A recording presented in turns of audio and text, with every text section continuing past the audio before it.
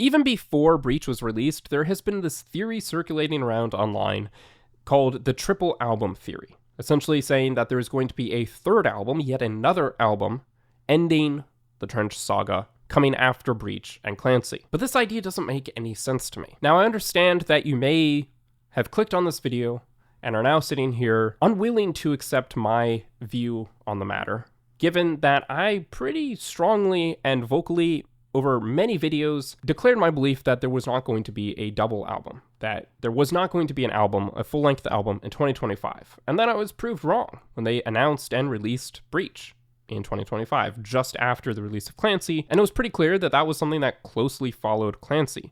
Even if it wasn't necessarily a Clancy Part 2, and that wasn't how they marketed it, it was a new album, Breach, it continued the story. It picked up from the cliffhanger of Paladin Strait. It was a full-length 13, arguably 14-track album, and was confirmed by the band that it was part of a continuation of Clancy that they had always planned to make. So all the teasers and the clues pointing towards a double album and giving fuel to this double album theory that everyone else other than me believed in were in fact pointing to a second album.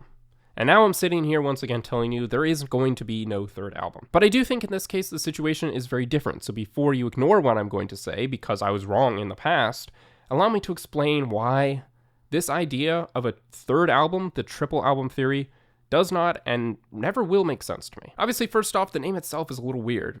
This was kind of the case with the double album, but even more so with the triple album. The idea of a third album coming out when it really would be their 9th album is a little odd. It's a bit of a weird way to go about describing it. Double album does make a bit more sense because that is a thing, and it was also originally expected that the second half of Clancy was going to be released that summer of 24, not the end of the summer of 25.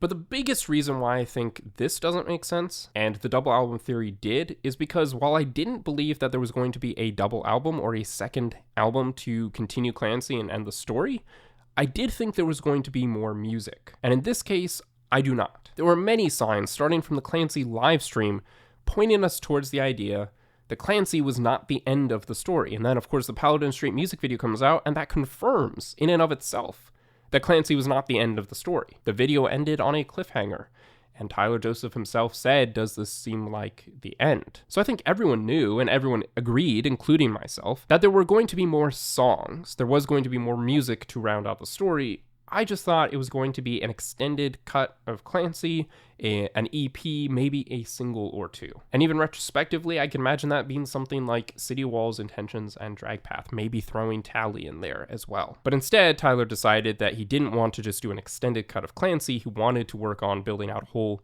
another album, and so they wrote new songs or reworked old demos like Downstairs or The Contract into these final songs to build out a track list for another album. In this case, though, when we're discussing a triple album, there is no hint or indication or idea that there are going to be more songs or that there is more to tell in the story.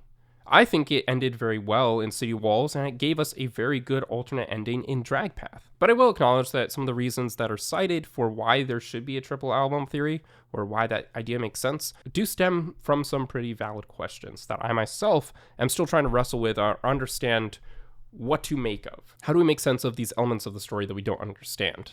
I just disagree with the conclusion that then means there's going to be a third album. And I also think it is more widely regarded as a fringe theory than the double album theory was. This Reddit post comes from BRODST, and I'm kind of using it as a reference point to look at some of these questions or these points in the argument for the triple album theory. For instance, dropping a second Digital Remains seemingly without a puzzle inside. This is a bit of a contradiction. The reason that I could see the second Digital Remains being an indication that there was going to be more to the story is if there was a puzzle inside. I think with the first Digital Remains, it was a lot more obvious that there was a puzzle inside, and we kind of took that as a further indication, especially when it said Clancy Ultimus Capitilius 25, that there was going to be more coming in the future. There isn't anything like this in the second Digital Remains, and they also acknowledge that in this first point. So we can kind of just brush that aside. Dragpath being unreleased. Well, that's not really true. Dragpath was released. It was released as part of an exclusive limited time edition of Breach. Yeah, it's not free to play on streaming services, that is true, but it was released. It is officially available. It's not something that has only been leaked or secretly distributed.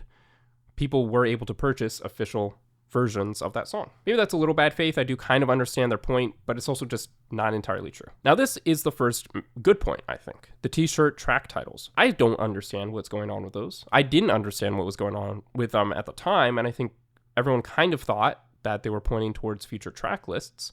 And when Breach was teased as the next album, I was fully willing to believe that those titles were going to be songs and the names of songs that we saw in Breach, and that didn't end up being the case. I'm not really going to go into a deep dive in this video about what's going on with those t-shirts. It's not really the point of what I'm talking about here, but maybe in the future I will kind of do more of a deep dive into trying to understand and unpack what is going on here. So that is a valid unanswered question that I don't have an answer to, and most of us don't. I have theorized in the past that maybe they were just kind of clues towards titles that we did actually get, clues towards kind of themes and concepts that we were going to see explored in Breach, even if those were not songs themselves. But still, I don't think we have a clear, explicit explanation of what that is. But saying that they must be the names of songs that are yet to be released on a third album that will continue the story and provide its own ending to the story when we already have an end to the story and an alternate ending to the story doesn't make a lot of sense to me. This too is kind of a good point, the Torchbearers theme being an entirely individual piece of song separate from any album track. But then again, we did kind of see something like that in the I'm Clancy release. Now it was a little different. That piece of music had been featured in the Ned's Cozy Fireplace version of The Outside, so it wasn't wholly brand new. We had heard it before, but it's not part of an official album track. And so just like that piece of music from the I'm Clancy video was featured in Ned's Cozy Fireplace and the I'm Clancy video, the Torchbearer theme was featured in City Walls, I believe the I'm Torchbearer video, and of course in the live shows as well. And they certainly have lots of different elements and pieces of music that they feature in live shows and things like that that don't make it into finished tracks. Would I have liked to hear the Torchbearers theme as a part of a finished track on Breach? Yeah, I think that would have been awesome.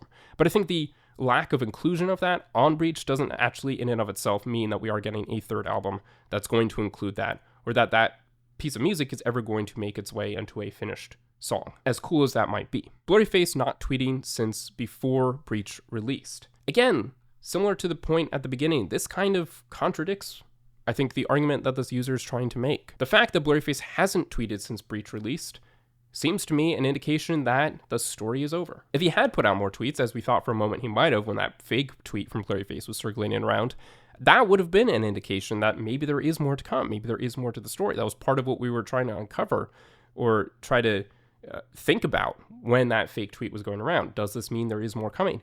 The fact that he hasn't, to me, is just further evidence that there isn't going to be more to the story. There is no third album on the way. And then the sentence, I do think the story of Dima is probably done, but I don't think they are necessarily. I fully agree with that. Now, I'm not trying to just tear into this particular user here. My point in bringing up this post was to use it as sort of a condensed look at different arguments that are being put forward as to why the triple album theory is a good theory to believe in. I'm not trying to single out this user in particular. That being said, there isn't much more I wanted to do with this video. I kind of really just wanted to use this as a way to put out my own theory, which is to say that there isn't much validity to a triple album theory, because it's something that I keep seeing posted around.